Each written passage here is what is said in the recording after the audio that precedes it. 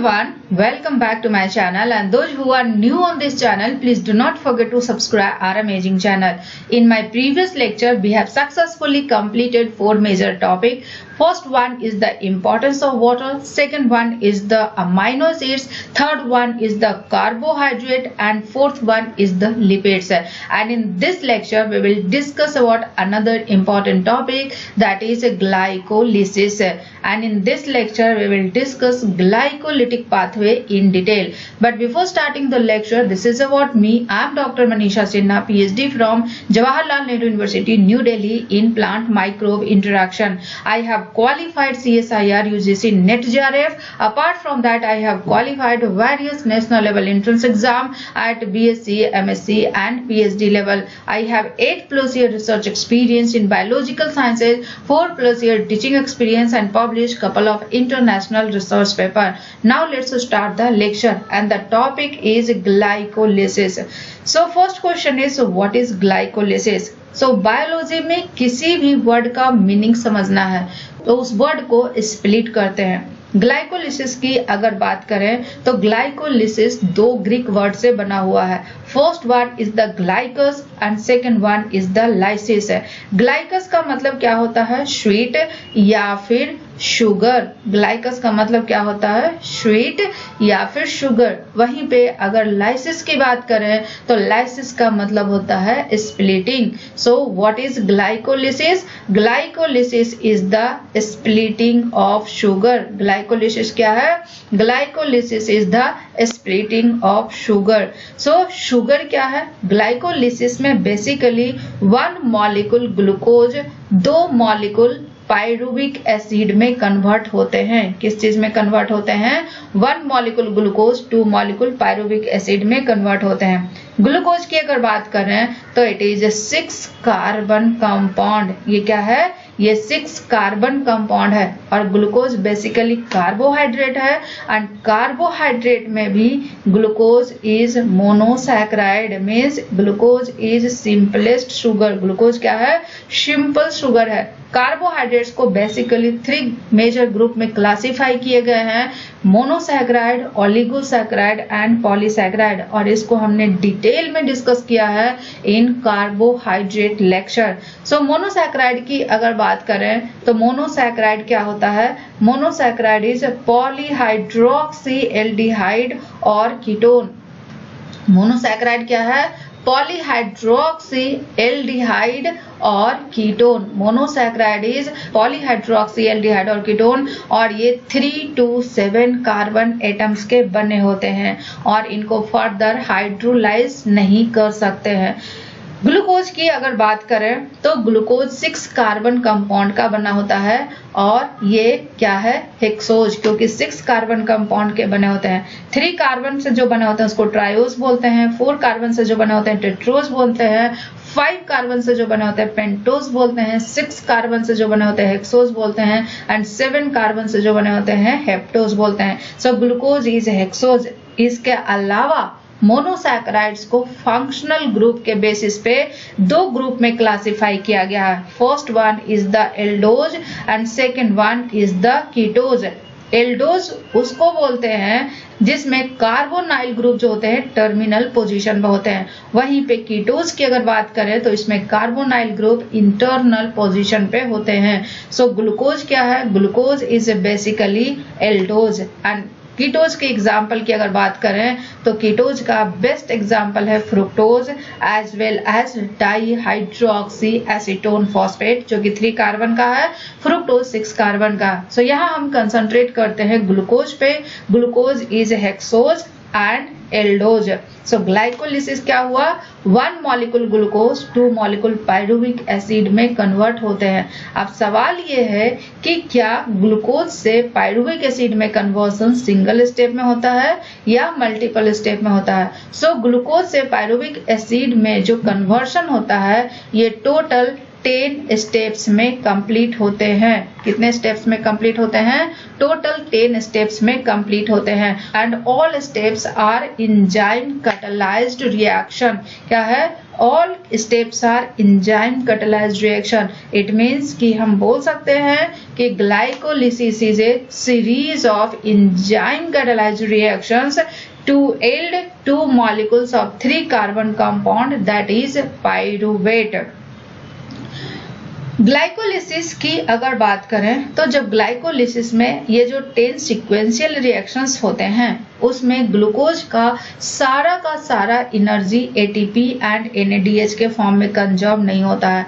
Glucose का कुछ free energy conserve होता है एटीपी एंड एनएडीएच के फॉर्म में। एंड स्कीम ऑफ ग्लाइकोलिसिस की अगर बात करें तो फर्स्ट टाइम डिस्क्राइब किए थे एम्बडेन, मेयरहॉफ एंड पार्नस। इसीलिए ग्लाइकोलिसिस को ईएमपी पाथवे भी बोलते हैं।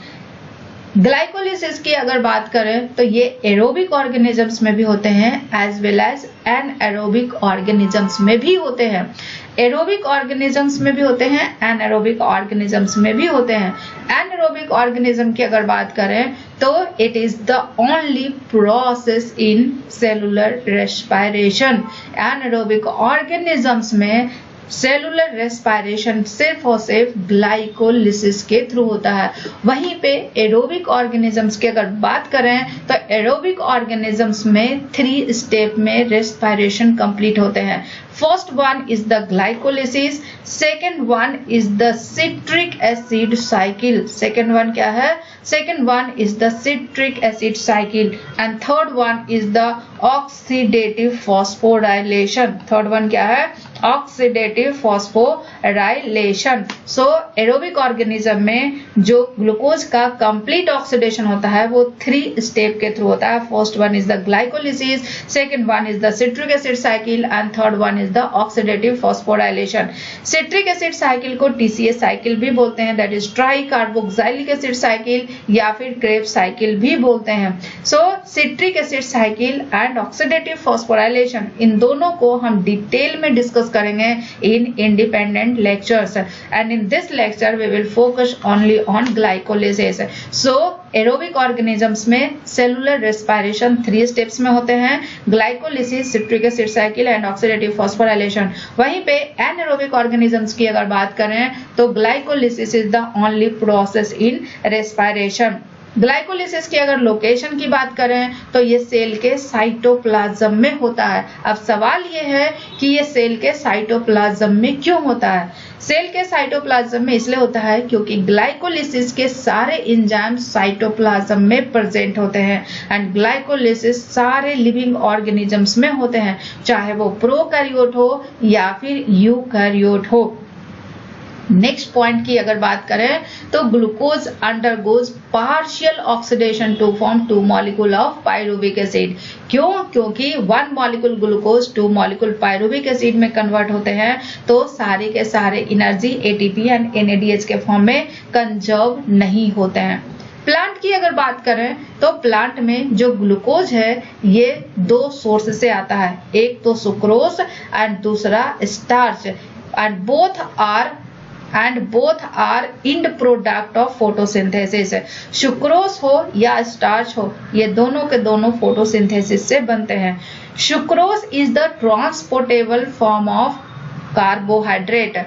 वहीं पे स्टार्च की अगर बात करें तो it is the storage carbohydrate. तो चाहे सुक्रोज हो या स्टार्च हो इसी से ग्लूकोज रिलीज होते हैं for the energy production. Sucrose की अगर बात करें तो सुक्रोज क्या है? Sucrose is A disaccharide. Sucrose क्या है? Sucrose is A disaccharide. Disaccharide means 2 monosaccharide unit के बने होते हैं। अब सवाल यह है कि सुक्रोज में 2 मोनोसैकराइड यूनिट क्या है? First one is the glucose and second one is the fructose.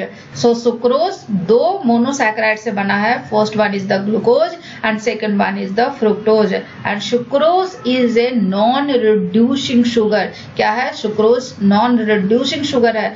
Non reducing sugar and reducing sugar क्या होता है? नॉन रिड्यूसिंग शुगर वैसे शुगर को बोलते हैं जिसमें एनोमेरिक कार्बन फ्री नहीं होते हैं। और रिड्यूसिंग शुगर उसको बोलते हैं जिसमें एनोमेरिक कार्बन फ्री होते हैं। नॉन रिड्यूसिंग शुगर में जो एनोमेरिक कार्बन होता है ग्लूकोज एंड फ्रुक्टोज का दोनों ग्लाइकोसिडिक लिंकेज में इन्वॉल्व होता है। So sucrose is a non reducing sugar. वहीं पे अगर स्टार्च की अगर बात करें तो starch is a polysaccharide. Starch क्या है? Starch is a polysaccharide and ये दो कंपोनेंट से बने होते हैं। First one is the amylose and second one is the amylopectin. Amylose की अगर बात करें तो it is a linear chain of alpha D glucose. वहीं पे अमाइलोपेक्टिन की अगर बात करें तो ये linear chain of alpha D glucose. ये linear chain of alpha D glucose तो है ही, बट इसमें ब्रांच्ड चेन भी प्रेजेंट होते हैं एंड ब्रांचिंग जो होती है वो कहाँ पे होती है? अल्फा 1,6 ग्लाइकोसिडिक लिंकेज के थ्रू होती है। सो जितने भी ग्लूकोज प्लांट्स में रिलीज होते हैं फॉर द ग्लाइकोलिसिस वो या तो सुक्रोज से रिलीज होंगे या फिर स्टार्च से रिलीज होंगे। सुक्रोज की अगर बात करें तो ये ग्लूकोज एंड फ्रुक्टोज में कन्वर्ट होता है और इस रिएक्शन को जो एंजाइम कैटालाइज करता है दैट इज इन्वर्टेज। क्या है? It is invertase and these two monosaccharides inter in glycolytic pathway.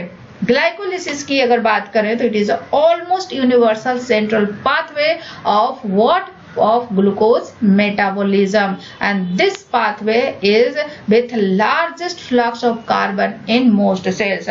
Glycolytic breakdown of glucose is the sole source of metabolic energy in some mammalian tissues and cell types. For example, erythrocytes, renal medulla, brain and sperm, ये सारे ऐसे tissue हैं जहां पे energy source के लिए soul source क्या है? ओनली ग्लाइकोलिसिस है। सम प्लांट टिश्यूज की अगर बात करें तो they are modified to store starch. For example potato tubers and some aquatic plants जैसे water cress derive most of their energy from glycolysis. Many anaerobic microorganisms are entirely dependent on glycolysis. So this is the glycolytic pathway.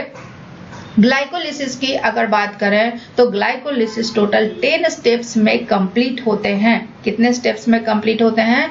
Glycolysis total 10 steps में complete होते हैं and out of 10 steps जो first 5 step होता है वो क्या होता है? वो होता है प्रीपरेटरी फेज। क्या होता है? प्रीपरेटरी फेज। वहीं पे अगर लास्ट 5 स्टेप की बात करें तो उसको बोलते हैं पे ऑफ फेज। क्या बोलते हैं? पे ऑफ फेज। प्रीपरेटरी फेज और पे ऑफ फेज में क्या डिफरेंस है? प्रीपरेटरी फेज में एटीपी का यूटिलाइजेशन होता है। क्या होता है?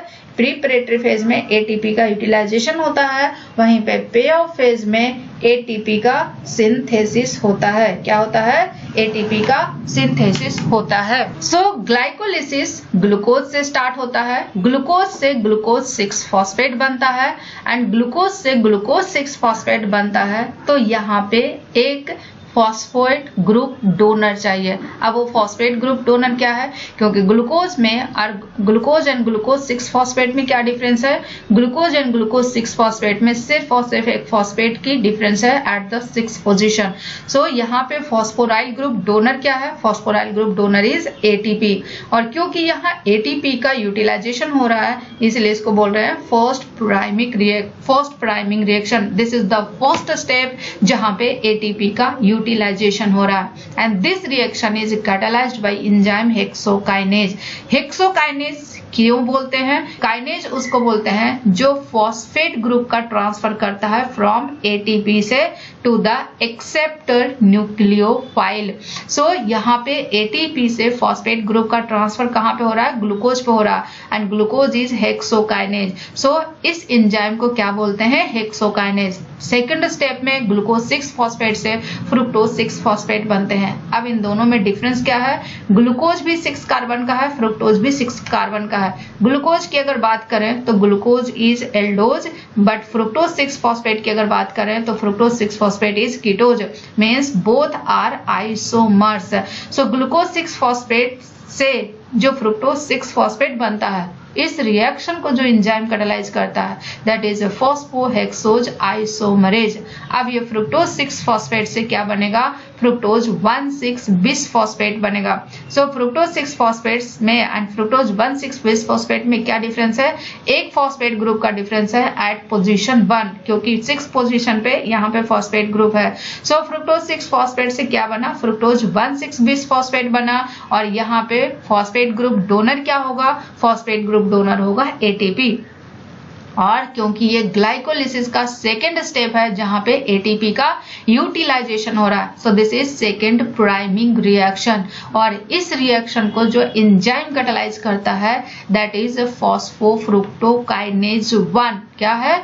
फॉस्फोफ्रुक्टोकाइनेज 1। फॉस्फोफ्रुक्टोकाइनेज 1 को PFK1 भी बोलते हैं। एक और एंजाइम होता है दैट इज PFK2। PFK2 क्या होता है? PFK2 फ्रुक्टोज 6 फॉस्फेट से फ्रुक्टोज 2,6 बिसफॉस्फेट बनाता है, बट ग्लाइकोलिसिस में फ्रुक्टोज 6 फॉस्फेट से फ्रुक्टोज 1,6 बिसफॉस्फेट बनता है। So the enzyme is PFK1। Now fructose 1,6 bisphosphate की क्लीवेज होती है, और जब फ्रुक्टोज 1,6 बिसफॉस्फेट की क्लीवेज होती है तो इससे दो कंपाउंड बनते हैं। First one is the glyceraldehyde 3 phosphate and second one is the dihydroxy acetone phosphate, और दोनों के दोनों 3 कार्बन कंपाउंड है। कितने कार्बन कंपाउंड है? दोनों के दोनों 3 कार्बन कंपाउंड है। अब सवाल ये है कि क्या ये दोनों कंपाउंड इंटर करेगा फर्दर ग्लाइकोलिटिक पाथवे में?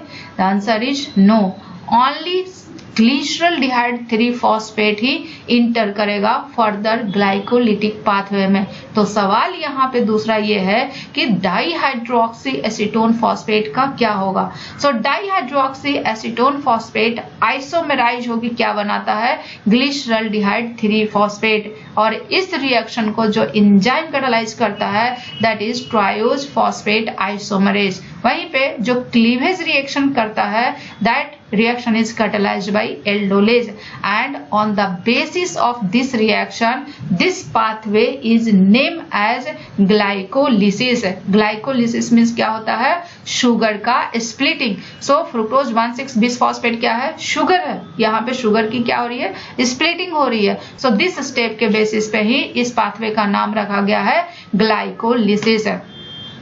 अब जब ये डाइहाइड्रोक्सी एसीटोन फॉस्फेट आइसोमेराइज होकर ग्लिसरॉल्डिहाइड 3 फॉस्फेट बनाएगा, तो एक ग्लिसरॉल्डिहाइड 3 फॉस्फेट तो ऑलरेडी था, एक आइसोमेराइजेशन के थ्रू बना, तो टोटल कितने हुए? यहाँ पे टोटल 2 मॉलिक्यूल ग्लिसरॉल्डिहाइड 3 फॉस्फेट हुए। अब जो फर्दर स्टेप्स होंगे वो 2 मॉलिक्यूल ग्लिसरॉल्डिहाइड 3 फॉस्फेट का कन्वर्शन होगा। सो यहाँ से यहाँ तक ग्लूकोज से लेके dihydroxy acetone phosphate and glyceraldehyde 3 phosphate के फॉर्मेशन जो होता है इसको क्या बोलते हैं? इसको बोलते हैं प्रीपरेटरी फेज। क्या बोलते हैं? प्रीपरेटरी फेज, क्योंकि यहाँ पे प्रिपरेशन हुआ है by the activation of glucose molecule by phosphorylation.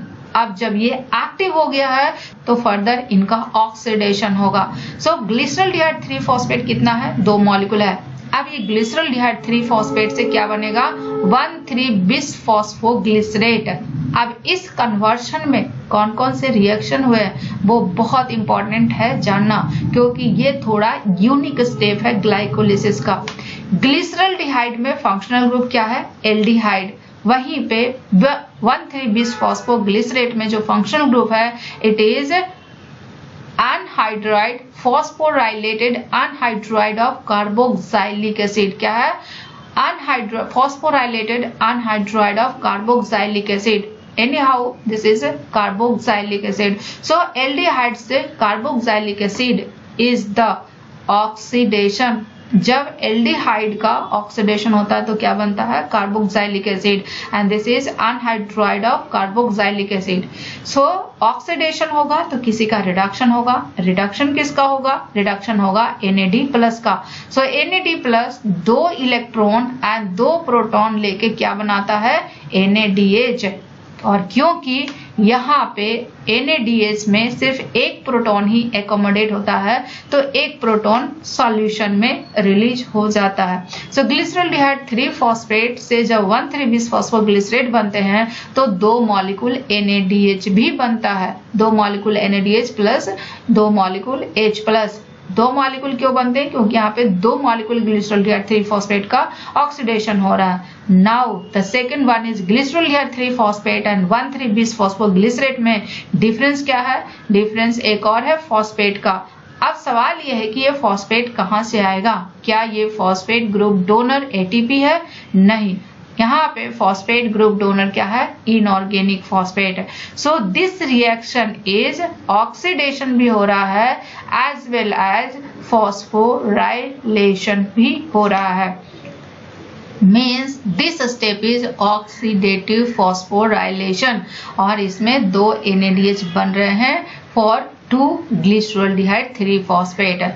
Next one is the, और इस रिएक्शन को जो एंजाइम कैटालाइज करता है that is glyceraldehyde 3 phosphate dehydrogenase. Now the next step is 1,3-bis phosphoglycerate convert होता है 3 फॉस्फोग्लिसरेट में। किस चीज में? 3 फॉस्फोग्लिसरेट में। और यहाँ पे ये हाई एनर्जी कंपाउंड है जो कि ऑक्सीडाइज होता है तो उससे क्या होते हैं? ADP का फॉस्फोराइलेशन होता है तो ATP बनता है। मीन्स दो मॉलिक्यूल 1,3-bis फॉस्फोग्लिसरेट 3 फॉस्फोग्लिसरेट में कन्वर्ट होगा जो कि वो भी दो मॉलिक्यूल है तो दो मॉलिक्यूल ATP बनेंगे। अब ये 3 फॉस्फोग्लिसरेट 2 फॉस्फोग्लिसरेट में कन्वर्ट होता है। 1,3-bis फॉस्फोग्लिसरेट से जब 3 फॉस्फोग्लिसरेट में कन्वर्शन होता है तो इस रिएक्शन को जो एंजाइम कैटालाइज करता है दैट इज फॉस्फोग्लिसरेट काइनेज, क्योंकि यहाँ पे फॉस्फेट ग्रुप का ट्रांसफर हो रहा है इसलिए यहाँ पे क्या है? काइनेज है। यहाँ पे सिर्फ फॉस्फेट ग्रुप का पोजीशन चेंज हो रहा है। यहाँ पे कार्बन 3 पे है फॉस्फेट ग्रुप, यहाँ कार्बन 2 पे फॉस्फेट ग्रुप है। सो 2 फॉस्फोग्लिसरेट से में जब कन्वर्शन होता है फ्रॉम 3 फॉस्फोग्लिसरेट से सिर्फ पोजीशन चेंज होता है तो उस रिएक्शन को जो एंजाइम कैटालाइज करता है दैट इज फॉस्फोग्लिसरेट म्यूटेज। नाउ अब ये 2 फॉस्फोग्लिसरेट का डिहाइड्रेशन होगा तो क्या बनाएगा? Phosphoenol pyruvate and this reaction is catalyzed by enolase and phosphoenol pyruvate से क्या बनेगा? पाइरुवेट। तो यहाँ पे भी जो हाई एनर्जी बॉन्ड है वो ब्रेक होते हैं और उससे जो एनर्जी रिलीज होता है वो ADP के फॉस्फोराइलेशन में यूज होता है। सो ADP के फॉस्फोराइलेशन होगा तो क्या बनेगा? ATP बनेगा। सो यहाँ पे भी ATP की सिंथेसिस होती है। ऑब्वियसली यहाँ पे भी 2 फॉस्फोइनॉल पाइरुवेट है तो 2 ATP यहाँ पे बनेगा। सो जहाँ जहाँ ATP की सिंथेसिस हो रही है this is ATP synthesizing step या ATP forming reaction and these two steps are substrate level phosphorylation। ये क्या है? It is substrate level phosphorylation। क्या है? substrate level phosphorylation। अब सवाल ये है कि substrate level phosphorylation क्या होता है?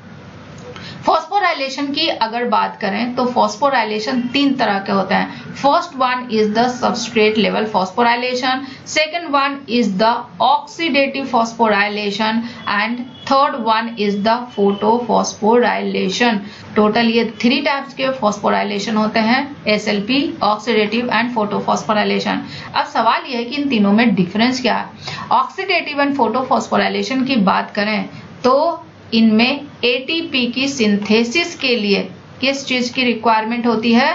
ATP की सिंथेसिस के लिए प्रोटॉन ग्रेडियंट की रिक्वायरमेंट होती है। वहीं पे सबस्ट्रेट लेवल फॉस्फोराइलेशन की अगर बात करें तो यहाँ पे ATP की सिंथेसिस के लिए प्रोटॉन ग्रेडियंट की रिक्वायरमेंट नहीं होती है। तो यहाँ पे ATP सिंथेसिस कैसे होता है? यहाँ पे ATP सिंथेसिस होता है जब किसी सबस्ट्रेट का ऑक्सीडेशन होता है तो उससे जो एनर्जी रिलीज होती है वो एनर्जी यूज होता है ADP के फॉस्फोराइलेशन में। सो ग्लाइकोलिसिस में जो भी स्टेप में ATP सिंथेसिस हो रहा है all are substrate level phosphorylation. So phosphoenol pyruvate से जब पाइरुवेट बनता है तो इस रिएक्शन को एंजाइम जो कैटालाइज करता है क्या है? Pyruvate kinase. So this is the overview of the glycolytic pathway. अब यहाँ पे एक और इम्पॉर्टेंट पॉइंट है, क्या है? जो ये स्टेप दिया है 2 तरह के हैं, इरिवर्सिबल एंड रिवर्सिबल। अब सवाल यह है कि इसमें कितने स्टेप्स इरिवर्सिबल होंगे और कितने स्टेप्स रिवर्सिबल होंगे।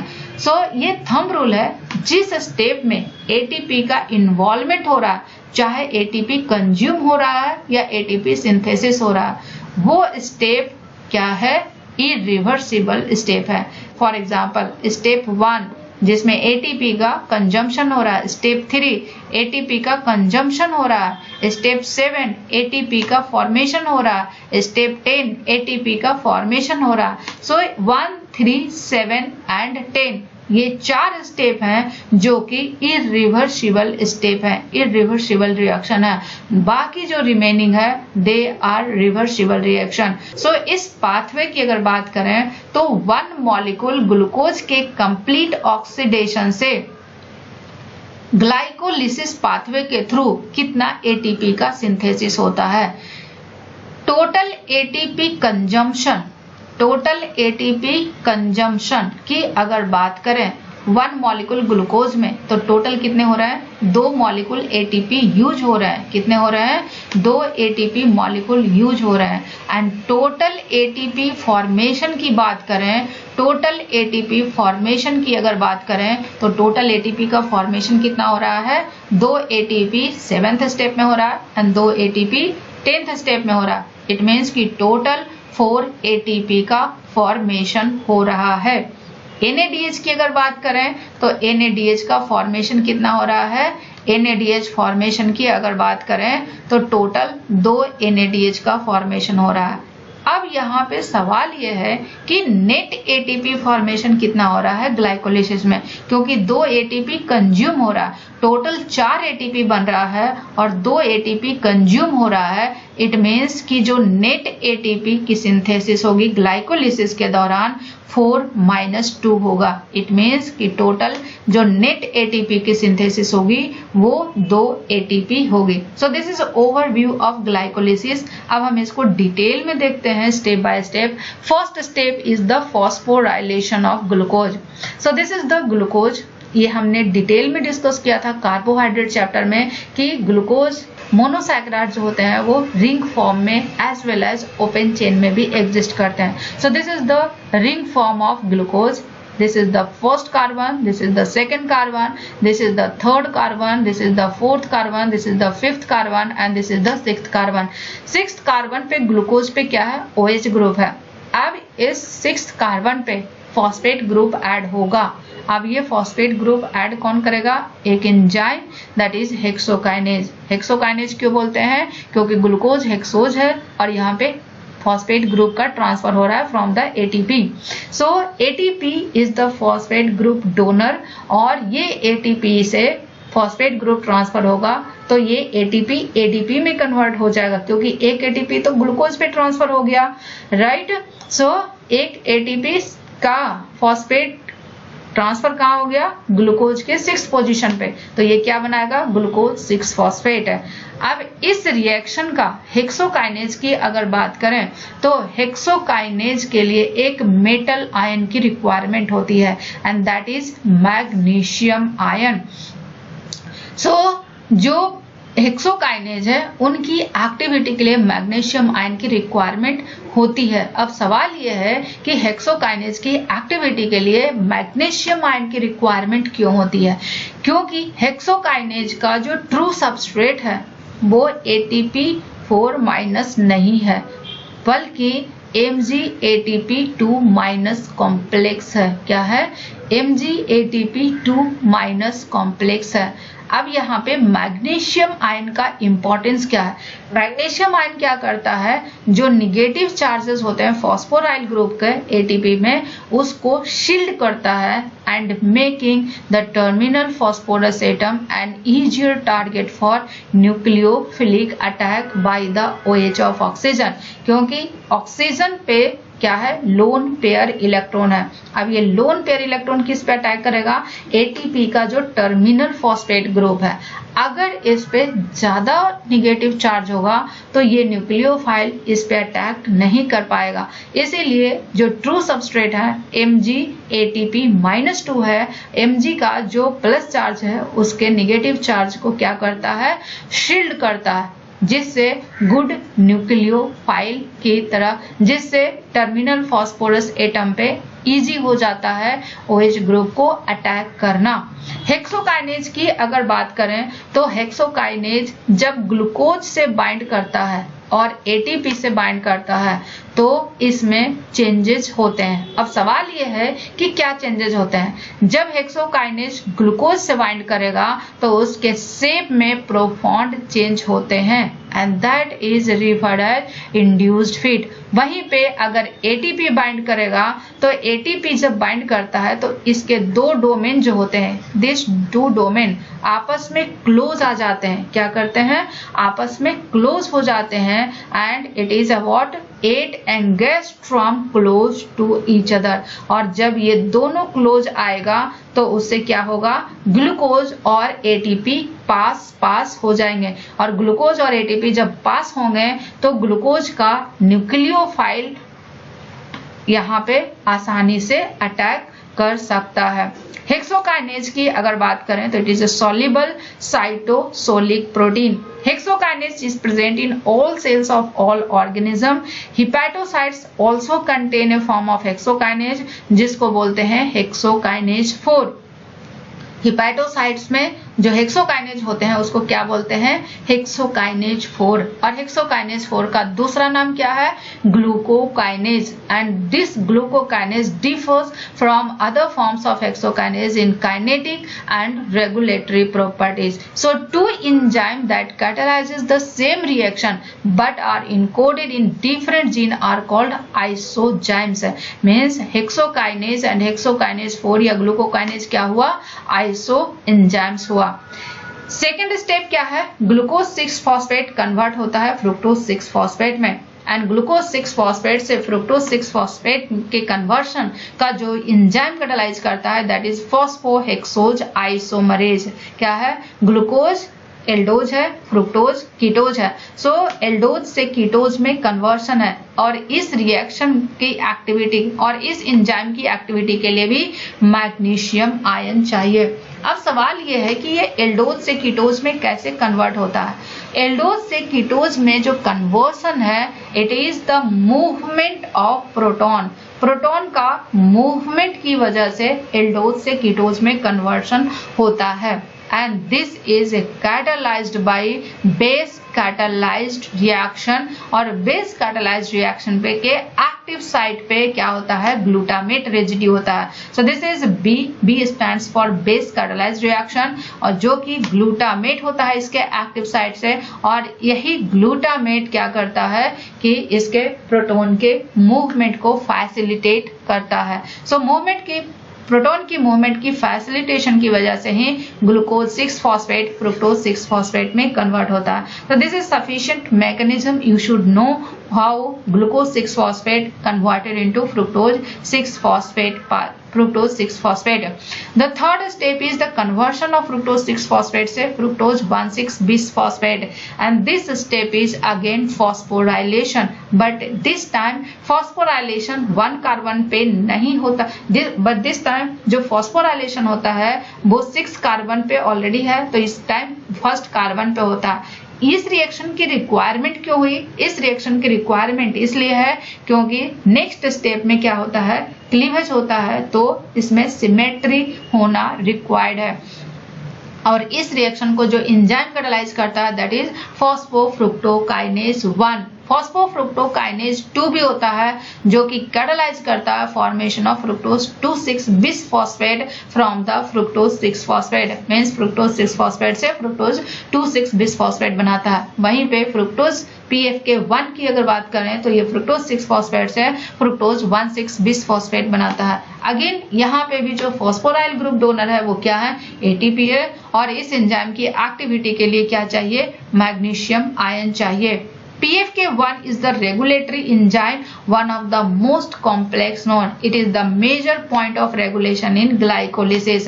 So पूरे ग्लाइकोलिटिक पाथवे को जो रेगुलेट किया जाता है वो इसी स्टेप पे रेगुलेट किया जाता है।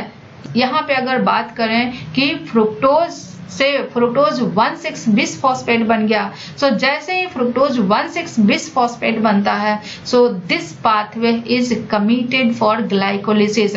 Glucose fructose 6 phosphate, glucose 6 phosphate other pathway में भी इंटर कर सकता है। लेकिन जैसे ही फ्रुक्टोज 1,6 बिस फॉस्फेट बनेगा, ये फ्रुक्टोज 1,6 बिस फॉस्फेट कमिटेड हो जाता है किस चीज के लिए? ग्लाइकोलिसिस के लिए। मीन्स एक बार अगर फ्रुक्टोज 1,6 बिस फॉस्फेट बन गया तो इसका जो फेट होगा, इसका जो फर्दर पाथवे होगा वो ग्लाइकोलिसिस होगा। Now next step is fructose 1,6 bis phosphate से दो प्रोडक्ट बनते हैं, dihydroxy acetone phosphate and glyceraldehyde 3 phosphate. So fructose 1,6 bis phosphate का जब क्लीवेज होता है तो इस रिएक्शन को जो एंजाइम कैटालाइज करता है that enzyme is aldolase. Aldolase की अगर बात करें तो दो क्लासेस होते हैं, class 1 aldolase and class 2 aldolase. Class 1 aldolase plants and animals में होते हैं, क्लास 2 एल्डोलेज बैक्टीरिया और फंजाई में होते हैं। अब सवाल यह है कि क्लास 1 एल्डोलेजेस एंड क्लास 2 एल्डोलेजेस में क्या डिफरेंस है? क्लास 1 एल्डोलेजेस की अगर बात करें, सो this is the reaction mechanism of class 1 aldolase. But इतना आप लोग को डिटेल में नहीं जानना है, सिर्फ एक चीज जानना है कि क्लास 1 एल्डोलेज का जो मैकेनिज्म है उसमें सिर्फ बेस इन्वॉल्व होते हैं। क्या होते हैं? सिर्फ बेस इन्वॉल्व होते हैं क्लास 1 एल्डोलेज के मैकेनिज्म में। वहीं पे क्लास 2 एल्डोलेज की अगर बात करें तो सिर्फ बेस की रिक्वायरमेंट नहीं होती है, वहां पे एक काम करता है metal ion and that metal ion is zinc ion. Zinc ion क्या करता है? कोऑर्डिनेट बॉन्ड बनाता है, कोऑर्डिनेट करता है किससे? Carbonyl oxygen eight C2 and उसको क्या करता है? पोलराइज करके अपना क्लीवेज स्टेप को फैसिलिटेट करता है। So class 1 aldolase and class 2 एल्डोलेजेस में क्या डिफरेंस हुआ? क्लास 1 एल्डोलेज में सिर्फ बेस की रिक्वायरमेंट होती है, there is a formation of सिर्फ बेस, बट क्लास 2 एल्डोलेज में सिर्फ बेस का फॉर्मेशन नहीं होता है, वहां पे जिंक आयन के द्वारा फंक्शन परफॉर्म किया जाता है। Now the next step is conversion of dihydroxy acetone phosphate to glyceraldehyde 3 phosphate। dihydroxy acetone phosphate से जो glyceraldehyde 3 phosphate में conversion होता है, this reaction is facilitated by triose phosphate isomerase। Triose phosphate isomerase क्यों बोलते हैं? क्योंकि ये दोनों आइसोमर्स हैं और दोनों के दोनों ट्रायोज हैं और दोनों के दोनों ट्रायोज फॉस्फेट हैं, इसीलिए इस रिएक्शन को बोलते हैं, इस रिएक्शन को जो एंजाइम कैटालाइज करता है that is triose phosphate isomerase. क्या है?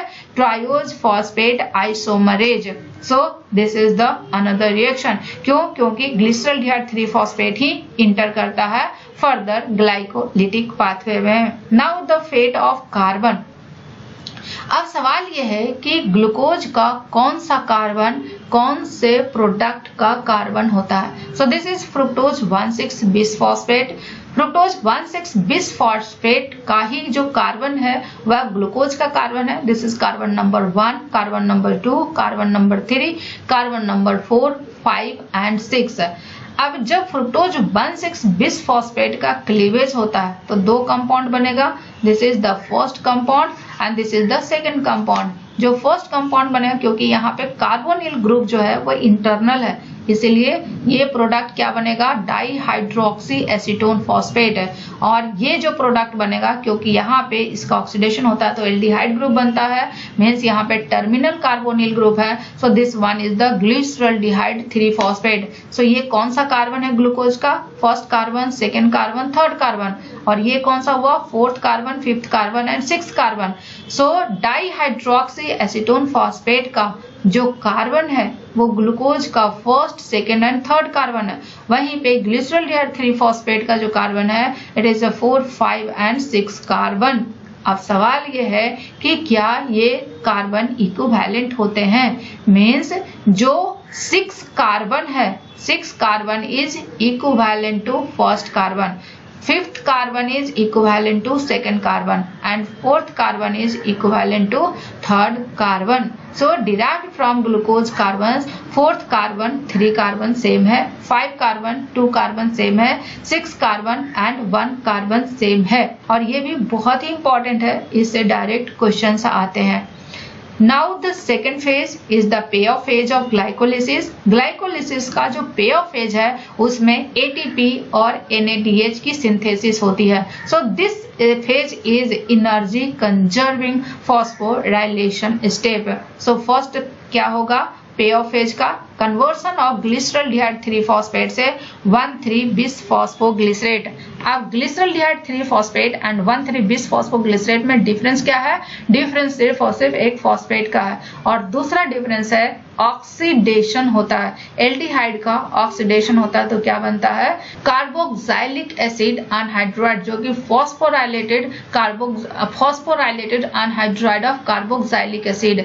सो जब इसका ऑक्सीडेशन होता है तो NAD+ का रिडक्शन होता है और NADH बनता है और एक फॉस्फोराइलेशन होता है। बट यहाँ पे जो फॉस्फेट ग्रुप डोनर है वो ATP नहीं है, इनऑर्गेनिक फॉस्फेट है। And this reaction is catalysed by glyceraldehyde 3 phosphate dehydrogenase.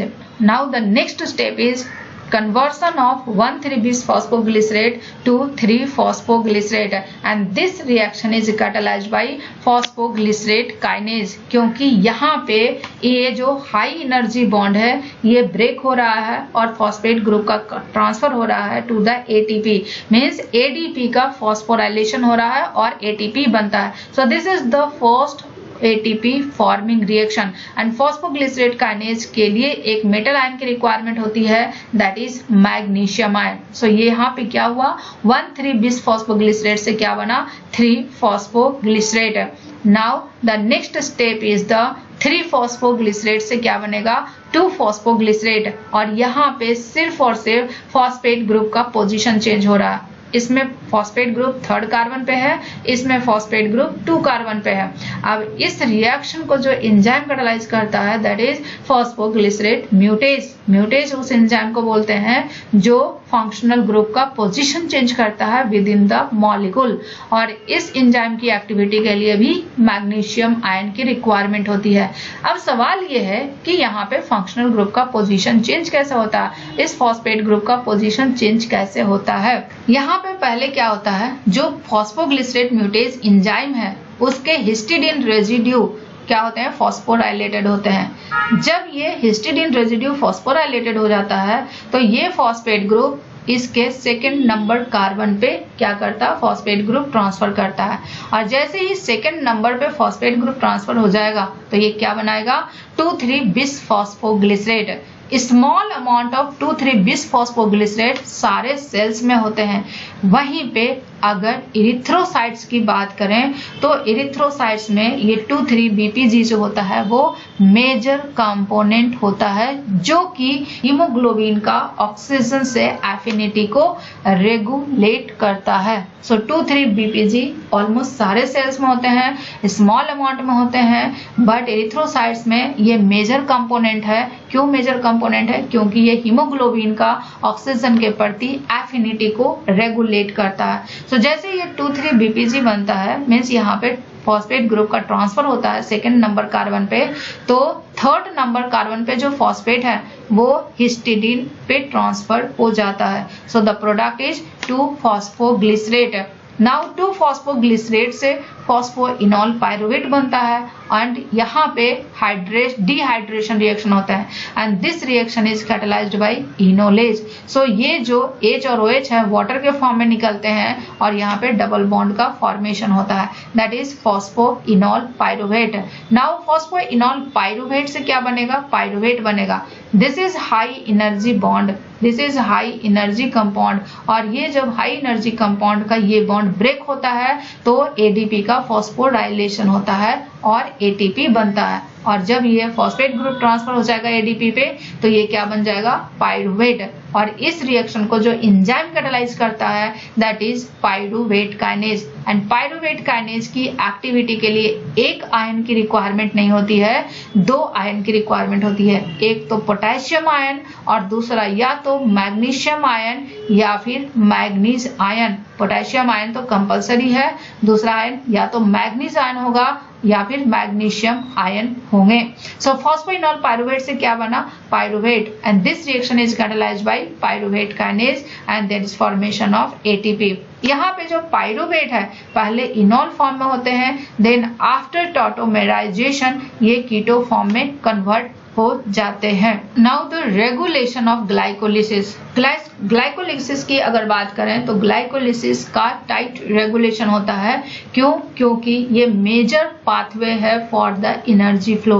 और ग्लाइकोलिसिस में जो रेगुलेशन होता है वो टोटल 3 स्टेप पे होता है। First step is catalysed by hexokinase, second one is the PFK1 and third one is the pyruvate kinase. और ये जो रेगुलेशन है ये ऑलोस्टेरिक रेगुलेशन है। क्या है? ये ऑलोस्टेरिक रेगुलेशन है। So hexokinase, PFK1 and pyruvate kinase, ये 3 एंजाइम ग्लाइकोलिसिस का है जहां पे ग्लाइकोलिसिस का रेगुलेशन होता है। सो क्या अब सवाल ये है कि क्या सिर्फ एंजाइम से ही रेगुलेट होता है? नहीं, ग्लाइकोलिसिस अदर मैकेनिज्म के थ्रू भी रेगुलेट होता है।